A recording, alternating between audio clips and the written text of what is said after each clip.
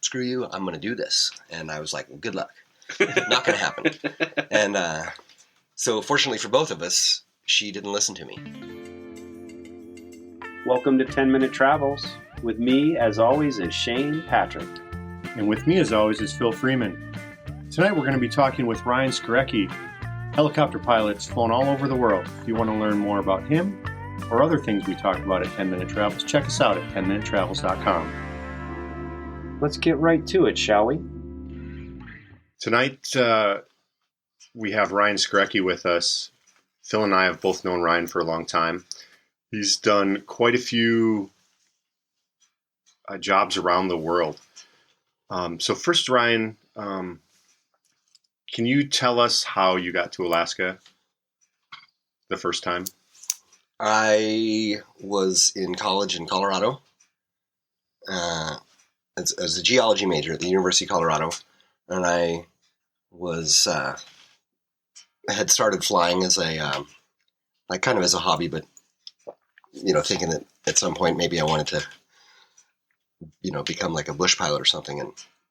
And a guy that I was in school with, his name was Gordon. I kind of owe it all to him. He had gotten me my first job as a river guide in Colorado, and then he had come up to Alaska and worked on the Nenana. And so after a summer doing that, he came back, and I was chatting with him in class one day, and after class, of course. But anyway, he's explaining to me how much fun he had up here and whatnot. And then he suggested that I come up here, and he got me a job, or put me in touch with the people to get me a job guiding on the Nenana. You mean raft guiding? Raft guiding, yep. And so then on a basically suggestion from him, I came up here. And then for 2 years I did the reverse. I came, the reverse of what you would expect. I came to Alaska. I ended up coming to Alaska for the winters, and then in the summers going back to Colorado.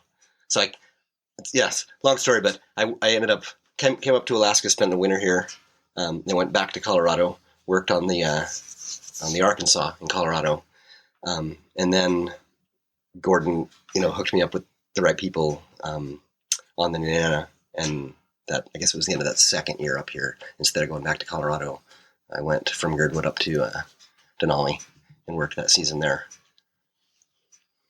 It was kind of confusing, I guess. And then got hooked doing the river rafting thing. Yeah, I only did one season rafting on the Nenana, and then I'm trying to think how it worked. I was slowly building up flight time in airplanes. And how does that evolve to being a full-on helicopter pilot? Does it hit you in one day, or is it just sort of an evolution? Or something? Well, guiding on the Nenana, I'm sure you guys remember, as you drive past the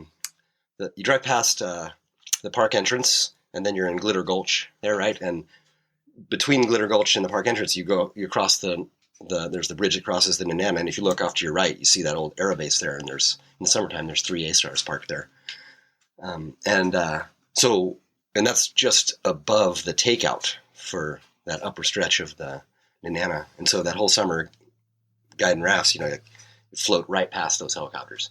And oftentimes they're taken off, and I'm sure the pilots did it on purpose because it's kind of like a thrill for the people on board, but they pick up, turn around, and then take off and buzz the rafts if the timing works out right, And I remember watching that happen over and over again.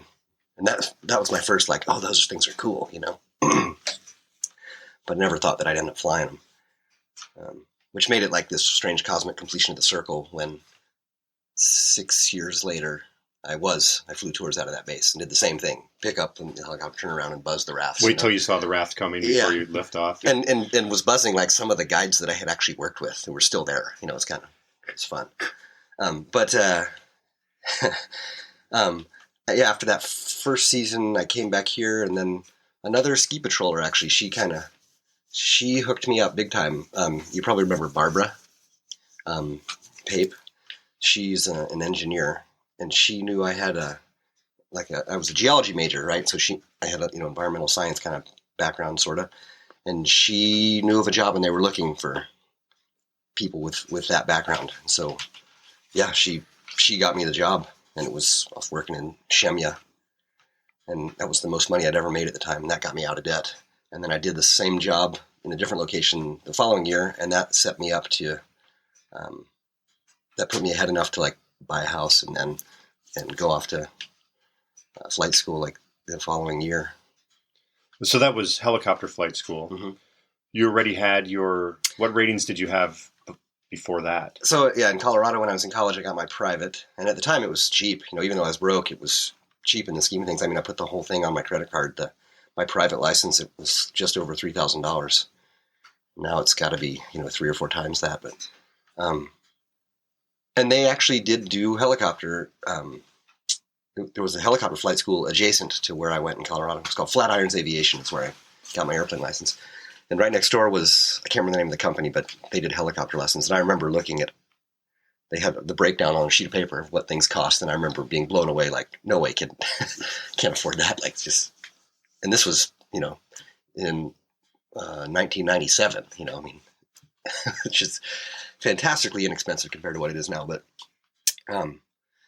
yeah, so I got my airplane private in Colorado. Then when I came up here, I can't remember the name of the company at Merrill Field, but I ended up getting a rental agreement with them so that I could rent planes.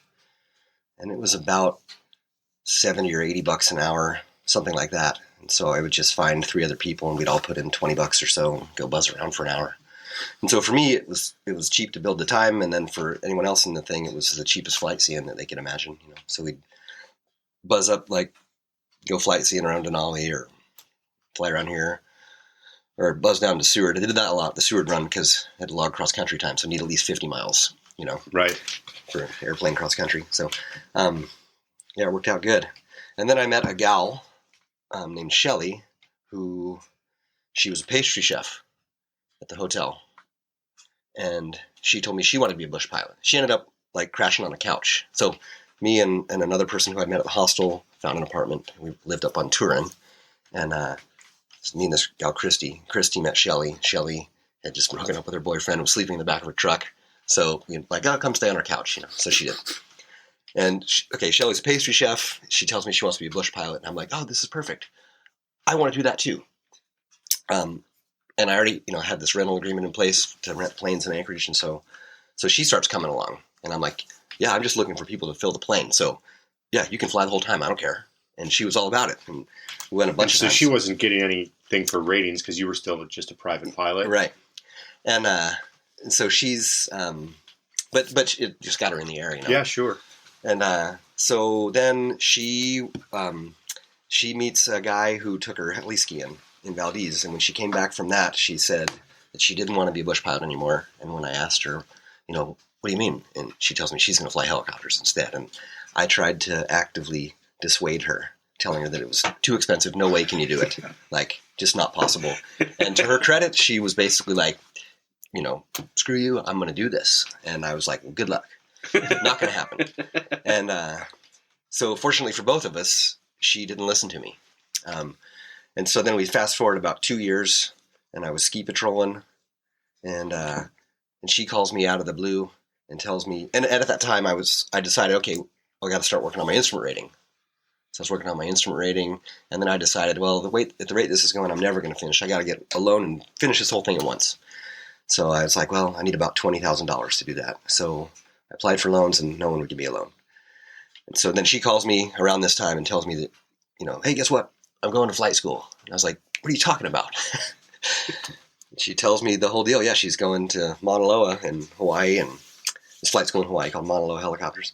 And I say, well, how are you paying for this? Like, I just don't understand. And she tells me that, yeah, she's got this loan through KeyBank. And I was just beside myself. And so, because I've been trying to get a loan from the same company, from KeyBank, and they wouldn't give me a loan. To fly airplanes. For airplanes, yeah.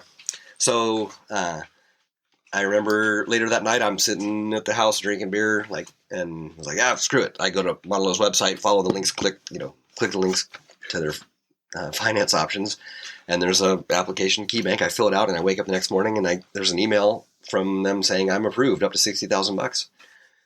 And so I called him and asked him, I don't understand you. You won't give me $20,000 to finish what I started, but you'll lend me, $60,000 to something totally different. And they said, yeah. And I said, okay. So then I called Shelly back and I said, guess what? I'm going too. So between Shelly and Barbara, like those two ladies, both of them, like they changed my life. Barbara got me the job that got me out of debt and got me a house. And then Shelly, was smart enough to not listen to me when I tried to dissuade her from becoming a helicopter pilot. And had she listened to me, neither one of us would be doing it, So. Yeah, it's funny how it comes down to those little moments like that. Yeah. That was Ryan Skorecki, helicopter pilot extraordinaire. If you want to learn more about him or anything else we talked about at 10 Minute Travels, check us out at 10minutetravels.com. And we want to remind you to make sure that your sense of humor matches your sense of adventure. And please like, subscribe, and share this podcast on all the platforms.